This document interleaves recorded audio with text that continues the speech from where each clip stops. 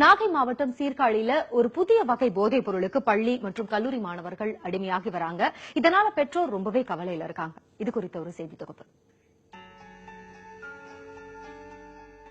நாகை மாவட்டம் சீர்காழியில் சமீப காலமாக புதிய வகை போதைப் பொருளுக்கு இளைஞர்கள் அடிமையாகி வருகின்றனர்.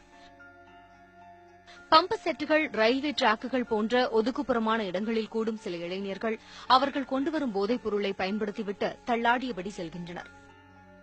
போதைப் பொருளுக்கான எந்த வாசனையும் இல்லாத நிலையில் இவர்கள் பயன்படுத்தும் இந்த போதைப் பொருள் என்ன என்பது கேள்விக்குறியாக இருக்கிறது. இந்த நிலையில் அவர்களை பின்தொடர்ந்து பார்த்தபோது அவர்கள் விலை குறைந்த மரப்பொருட்கள் மற்றும் டயர், டியூப்களை ஒட்டுவதற்கு பயன்படுத்தப்படும் சொல்யூஷனான ஃபெவிகால், ஃபெவிபாண்ட், பெயிண்ட் உள்ளிட்டவற்றை முகர்ந்து புதிய வகையில் போதை ஏற்றுக்கொள்வது தெரியவந்தது. இந்த மாதிரி பசை பொருட்களை விற்கிறதுக்கு தடை விதிக்கணும்னு கேட்டிருக்கோம்.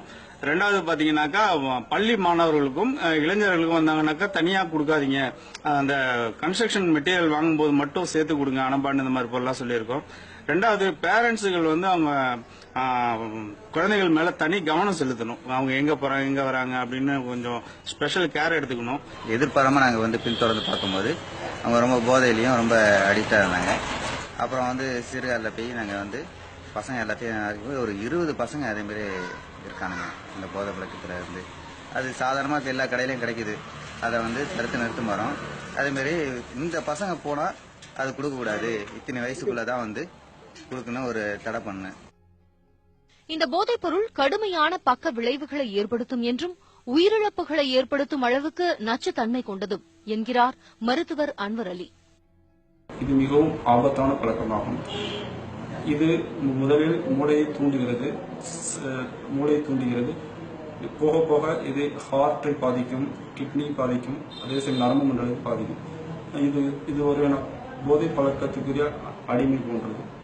இதுகுறித்து காவல் நிலையத்தில் புகார் அளித்தும் எந்தவித நடவடிக்கையும் எடுக்காமல் காவல்துறையினர் அலட்சியம் காட்டுவதாக குற்றச்சாட்டு எழுந்துள்ளது. இளைஞர்கள் இதுபோன்ற தீய பழக்கங்களை நாடி செல்வதை தவிர்க்க காவல்துறை உரிய நடவடிக்கை எடுக்க வேண்டும் என்றும் பெற்றோரும் விழிப்போடு இருந்து கண்காணிக்க வேண்டும் என்றும் சமூக ஆர்வலர்கள் வலியுறுத்துகின்றனர். மாணவர்கள் இந்த புது வகையான போதைக்கு அடிமையாகியுள்ளது பெற்றோர்களிடையே பெரும் அதிர்ச்சி ஏற்பட்டுள்ளது. இதனை அரசு கவனத்தில் எடுத்துக்கொண்டு உரிய நடவடிக்கை எடுக்க வேண்டும் என்பதே எதிர்பார்ப்பாக உள்ளது. நியூஸ் 18 தமிழர் செய்திகளுக்காக சீர்காழியிலிருந்து என் பிரசன்னா வெங்கடேசன்.